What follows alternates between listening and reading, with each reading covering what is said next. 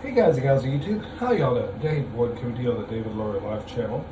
And let's see, we have here, it was sold as a TF-9. I would say this is probably the Witness P. Anyways, this is made by Tanfoglio out of Italy. It's a copy of the famous CZ-75. Now marking under a European armory, American armory, and there's a Tanfoglio mark, which is still FIE. Let me back a little bit. It was the 1980s.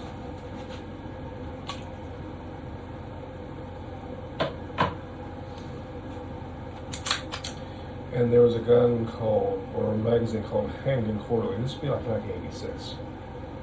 It's empty.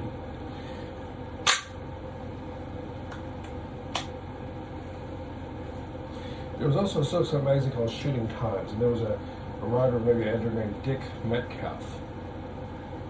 And I really enjoyed his articles, and I believe it was him who spoke about, but there was a lot of stuff about 9mm at the time. A lot. It was like the whole world over here, at least in America, just felt went crazy for the 9mm. Anyways, I had heard about the CZ-75. Never had one. And at the time, they were doing an article on one imported by FIE, which is a Tanfoglio one, made in Italy, and it was called the TZ-75, which was literally a direct clone of the CZ-75, 9mm. Now, I never got the gun. It was on my want list, but not really.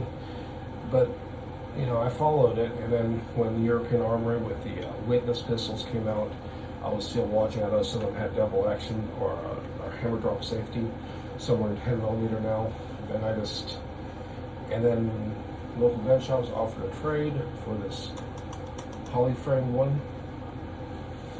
So I think this is a Witness P, I think it is. But the controls here remind me very much of the old TZ-75. Obviously the poly, it's a little bit thicker, but I was shocked at the comfort of the trigger and the overall feel of the gun. And I know I keep double checking it, it's still empty. On this side of the gun here, you got these two notches, and you line those up for a takedown, which you push this side of the pin out.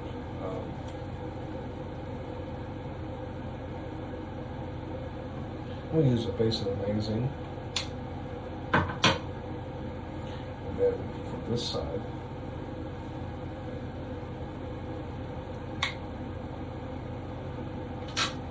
and then on the side.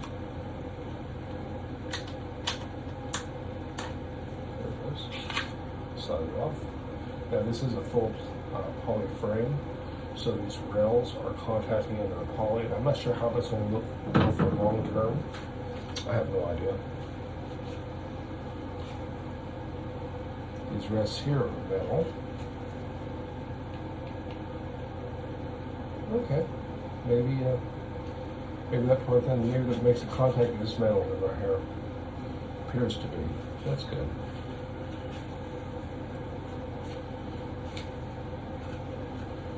Anyways.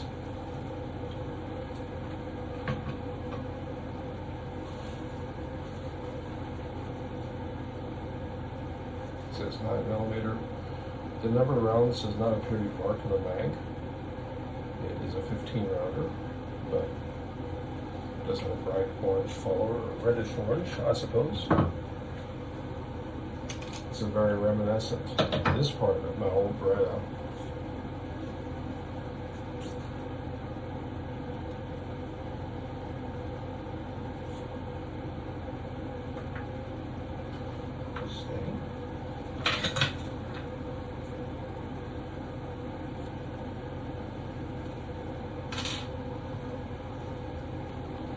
Spray of CLP, prevent the whole rust situation. This is very reminiscent of the Colt and Browning designs with the locking lugs here and corresponding lugs there. And just that little bit of test fire, I guess. Constant glue wear already. I know that in the magazine all those years ago, the FIE one that they ran through its paces, I know that it definitely showed some wear on the spots, but that's fine. I remember someone who, in my real life, had a kind of an unpleasant experience with one of these CZs, but I don't remember which one it was, and I don't know what the experience was. I don't think it was particularly negative. Some of that can be very subjective too.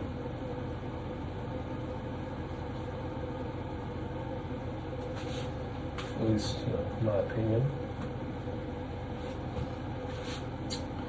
But we'll be doing more uploads here. I haven't found any new revolvers, and really I didn't want to talk about anything but revolvers because that's what I really like. But it was kind of a fun thing, a little story time about this gun because, the meaning of the gun and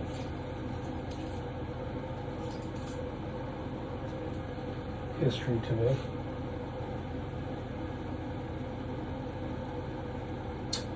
After firing this a little bit, I have to be honest, I kind of wish I'd gotten one a long time ago because I was really impressed with the trigger pull and the accuracy of it.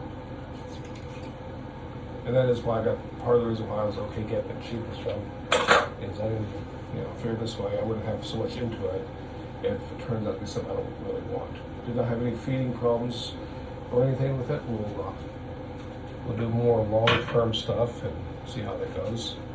But I don't anticipate any problems, so it seems to be pretty solid. We'll leave a little bit oily on the inside.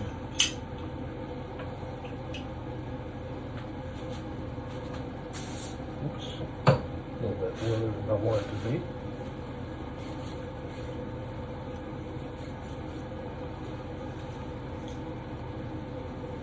It is not a captive spring. It's not terribly strong, but back in the day I do remember losing a spring from a Beretta 92. It went behind up and disappeared somewhere. Very, very inconvenient actually when that kind of thing happens. Very, very inconvenient.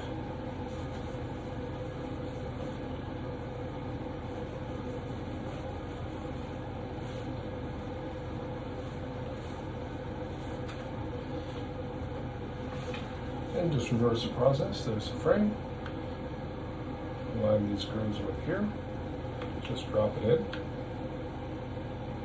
And just slide it on back.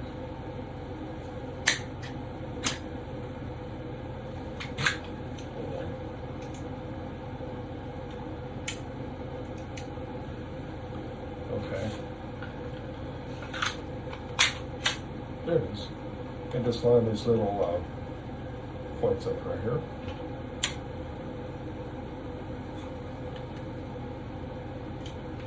And they should just slide right back into place. And just snap back in.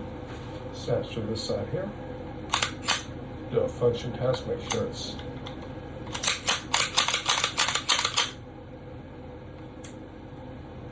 safety engaged. There's a can here.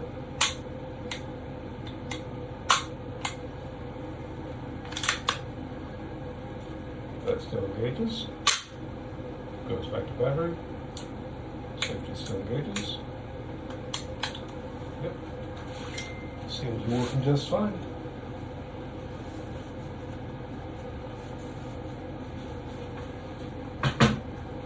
Rub a little bit of oil on the bag.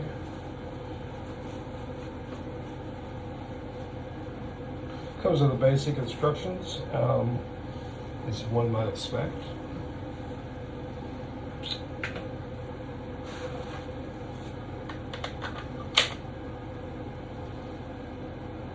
And there it is. Just give me your thoughts down below, what y'all think about these. We'll find out. We'll do a lot more shooting with it, see how it goes. But there it is. TF-9 by Tanfoglio. Reminiscent copy of the CC75. Y'all take care. Appreciate the views. Ciao.